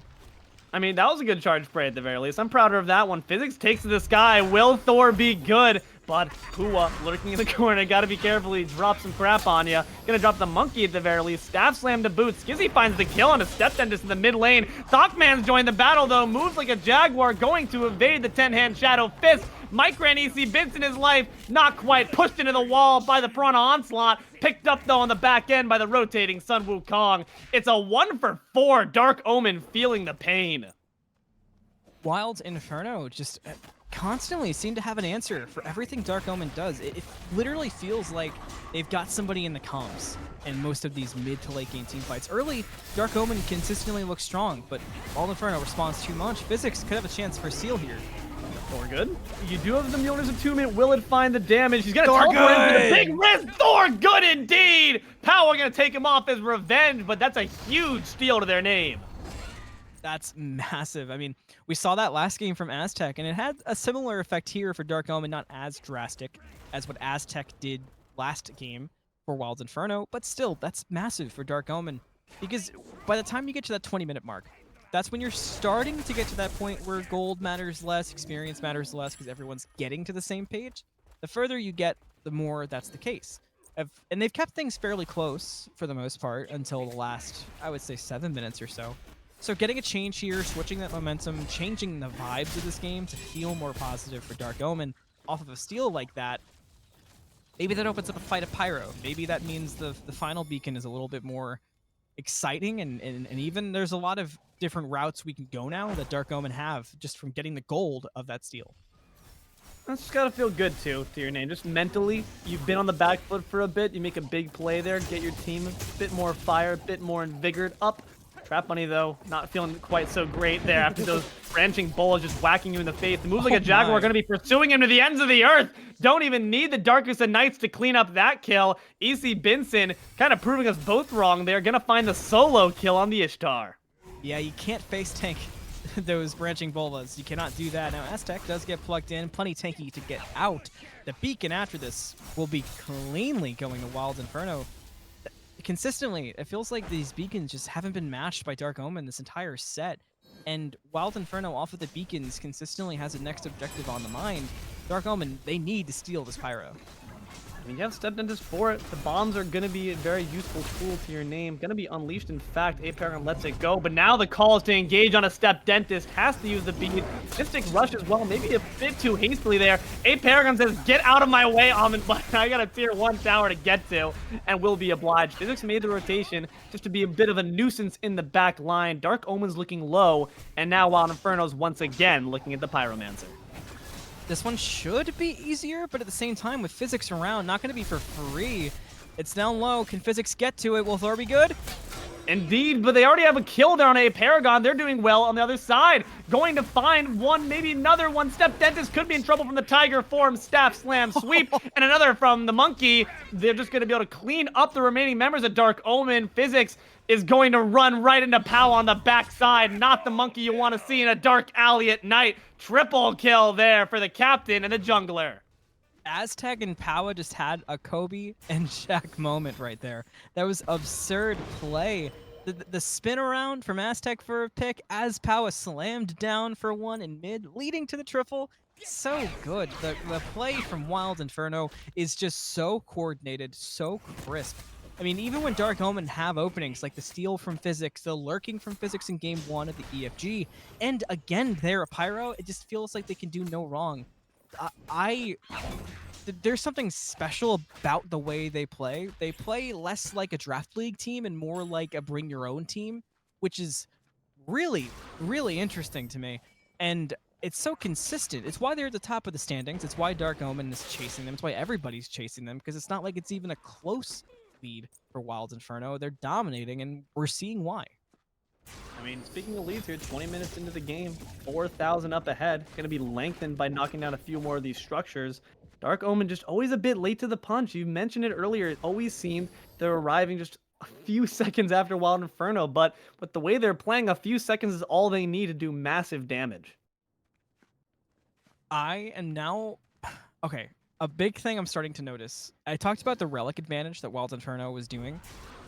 I'm starting to think it's almost less that Wild Inferno is taking advantage of relics being down, and while I'm sure there's some of that, I'm starting to think Dark Omen is fighting too much without relics. I really think they need to start respecting their relics being down a lot more, because it really hampers their fight. StepDentist currently has no relics. Keep an eye on this next fight.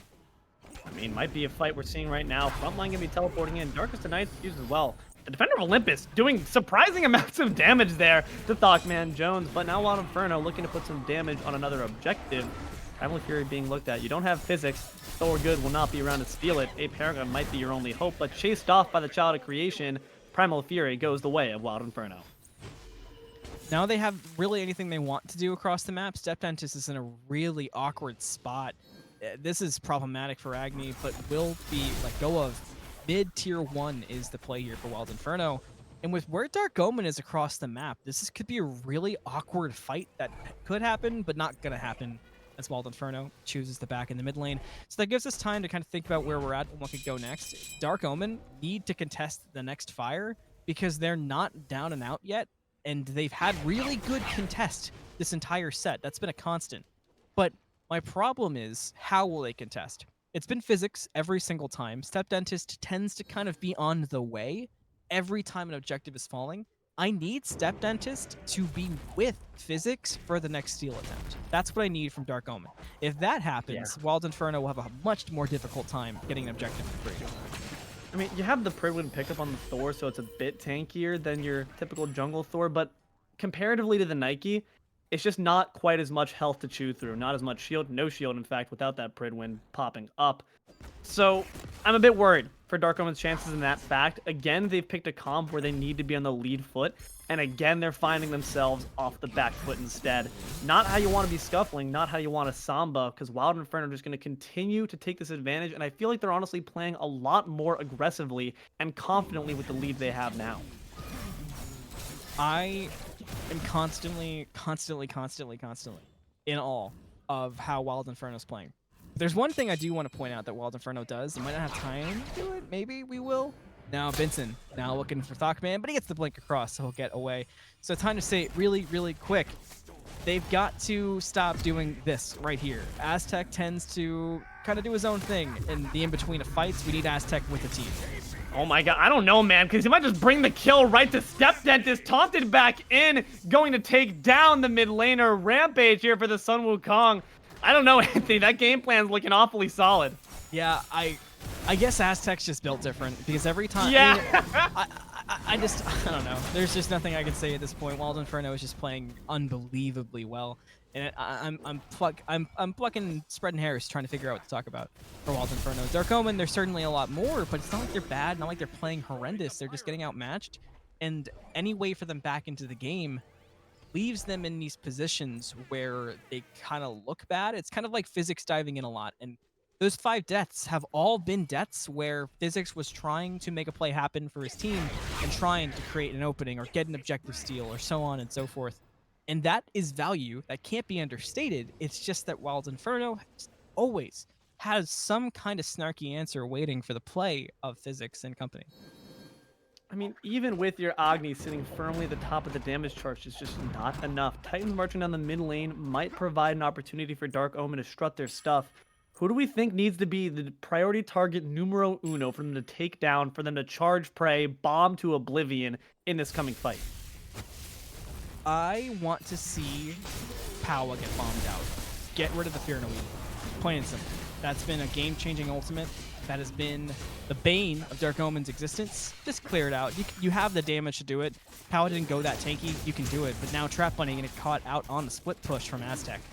Could be some trouble here in the receiving end of some basics from Sun Wukong, but the spread shots, look at these juke shoes. I think that was honestly not even necessary, buddy. You might have just sealed your own fate for this 1v1. It's looking a bit rough. Gonna use the Jolt just to get some distance, but Somersault Cloud gonna provide a bit more Blaze Retribution. Gonna be met with a nice staff slam. Azteck just going to be able to clean that kill up nice and easy. What's going on in the mid lane? Mayhem as the Order Titan takes down the tier 2 tower in favor of Wild Inferno. aParagon looking to be in a bit of trouble, has the shield following the ultimate, and the bomb stun's going to be very useful. Almondbutter going to be the target of the toss. A shell to match, though the Phoenix is not going to burn it down quite yet. aParagon in pursuit, not quite the best move. Powell will take you out as a consequence. A big Thor double stun, double tap on ECBinsen, could be in trouble, has to use the Aegis, will survive for now. StepDentist in trouble. POWAAAAHHH set up for it, but Almondbutter is going to take it. We know Almondbutter likes those kills. Physics found Vincent, but now Physics is alone, and Physics is gone. Wild Inferno, clean house indeed. They're knocking on the door of the Phoenix. They can get it easily, and afterwards, they can kind of do what they want. They've just got to get through TMJ. They've got some time before TrapBunny's back up. the map control, the fight dominance, the everything. I don't know how many times I have to say the same thing, that Wild Inferno is just clicking in all cylinders. The only thing they've got left to do at this point is win the game. 26 minutes in, it's looking like that might be coming up soon here, Anthony. 10,000 gold lead for Wild Inferno, 21-5 on the kill charts. It's just rough. It's just rough all around. There's so few deaths on their side. They've got to be riding high, but where there's no deaths, there's high shutdown gold potential. Dark Omen does have the ability to grab some hefty bounties, but they need to first get kills. And that's just not been something they've been obliged to. aParagon's been on point with the plucks, but not on point necessarily with the target of them and the follow-up preceding it. The kills will come. The kills will come when you clean up the stuff around it. And I think a lot of it right now is they don't have any sustained damage. They do all their damage at the beginning of a fight. They do some at the end of a fight. But while those cooldowns exist, there's just no damage coming out of Dark Omen. They really, really need that sustained damage to come from TrapBunny and from StepDentist. But StepDentist damage has been burst, and TrapBunny has had a hard time being at these fights. So it's just a really bad combination for Dark Omen. Fire Giant going to go to Wild Inferno. Primal Fury was taken from Dark Omen. But at this point, it's just going to be a defense for Dark Omen as Wild Inferno have Fire Giant, and they're pressing the go button. It's not an EFG, so at least you don't have to worry about that. There's still tier 2s for them to chew through. With the mid Phoenix down, you got to babysit that. Doesn't feel good. You have TMJ pushing down the left side lane just to grab yourself a bit of room to breathe, but Physics might not have much room as almondbutter decides to initiate on it, and TrapBunny taunted back. Fear No Evil's been dropped, but not too much effect here. But, like you said, go button's been hit. They're going to continue to try to push it on in. Maybe having some second thoughts, though, as the damage drops on almondbutter. aParagon in the back, lurking beneath the waters, and Azteck's up in the clouds. almondbutter is going to go ahead and back, but changes his mind. Azteck now in deep, and Azteck going to be in trouble. TrapBunny with a huge shutdown. That's a lot of gold, a lot of experience, and Dark Omen going to try to continue defense, but Wild Inferno making it clean so far.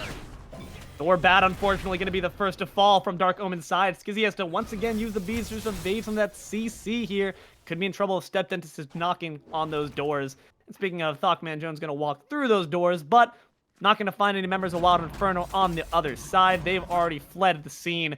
Oh, could be a risky back here from Scizzy, or maybe they've got him right where he wants them. It's the mid-battle we've all been waiting for. Gonna be putting some good damage with the Ruination. Child of Creation to follow you down, but will the bomb be good enough to save his life? Indeed, that was a close call. ECBinsen, the last one left, straggling behind another dominant fight from Wild Inferno. One of the better ones we've seen from Dark Omen. At least they were able to pick up Azteck, and that brought a lot of gold, a lot of experience the way of TrapBunny to get that build online, to be getting some more of that damage across. But I don't really know how Dark Omen can continue these defenses. They're just so outmatched in these team fights from Wild Inferno at the moment. It's going to be, if they can get the next EFG, then maybe there is a chance, but I don't know how they even contest it safely. And if they lose the contest, they probably lose the game.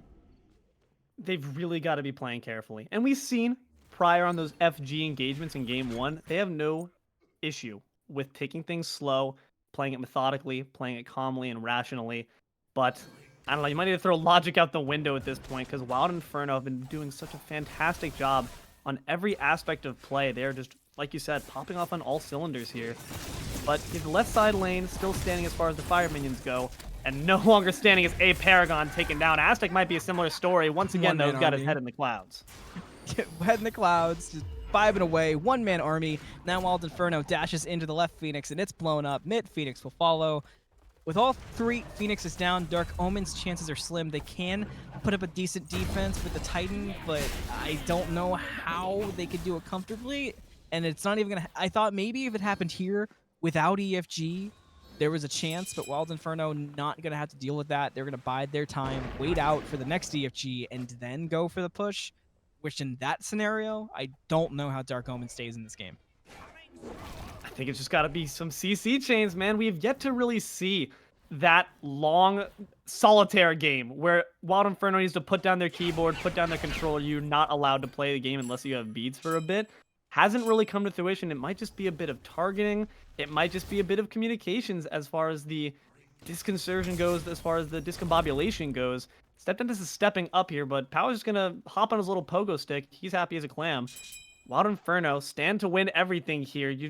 I'm just not sure what their game plan is besides hope for a miracle. StepDentist, though, hoping for a miracle just to escape out of the mid lane alive. Somersault going to find the mid laner. Divine on the monkey. That is terrible for Dark Omen. Yes. That could spell the end of this game, and Wild Inferno know that. Gas pedal going, W key being held, left thumbstick broken for POWAAAAHHH. Wild Inferno's coming.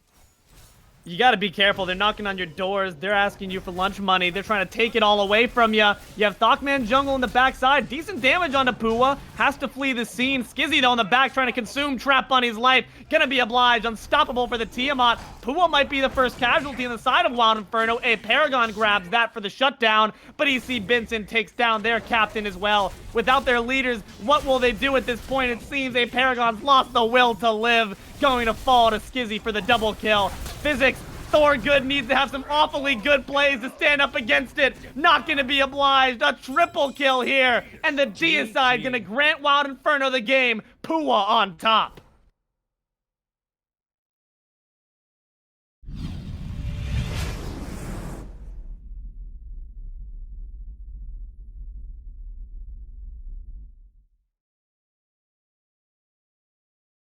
It's just good play, man. It's just good play. Wild Inferno, you said it so many times, man. They just... What can you do? What can you do? I know. They have me so wide-eyed about that. It was just an absurd set from Wild Inferno. I know I can barely even keep him squinted. I can't stop smiling, certainly. Fantastic game. You know, Wild Inferno just... They took a hold of that set midway through game one and never let go. And Dark Omen, they really did a lot of stuff right. They really did fight through a lot of that set, and physics in particular, and TMJ with positioning, they were really making plays happen that they had no right to, and they kept the game way closer than it should have been. But Wild Inferno is just a train right now. Unfortunately, Dark Omen found themselves on the tracks, tied to it, couldn't get out of the way in time.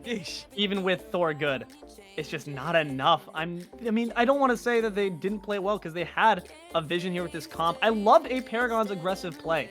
It was the right idea, just didn't have the follow-up, maybe didn't have the communications and the targeting necessary to execute quite as well as you would have hoped on their end. But Anthony, talk to me. What did you like to see from Dark Omen, and what are you hoping they brush up on in future sets? I'll keep it simple and I'll keep it clean. Dark Omen just need to work on their synergy between their backline and their front line, keeping them safe. For Wild Inferno, it's more of the same, and it's probably cleaner objective calls, with both teams have a long way to go, but it's getting closer to playoffs, and Wild Inferno is looking fantastic. Yeah, I mean, that's the headline for today in the SDL, guys. Wild Inferno Immortal is looking fantastic. From Azteck to Scizzy to POWAAAAHHH to ECBinsen to almondbutter, man. These guys are efficient, and they're coming for the finals title. Gotta watch out for this team if you're stacking up against them in the Immortal Division. But, that being said, that's all we have here for you today in the Smite Draft League. Week 5, Immortal Division between Wild Inferno and Dark Omen. Thanks for sticking around. I've been Deelo, joined here by AnthonyMalum. We had Nooblet on the productions as well as the cams. Thanks for all you do, my friend. Appreciate the work. That, have a great rest of your day, and catch you for another content, for future content in the future. Dear God, bye.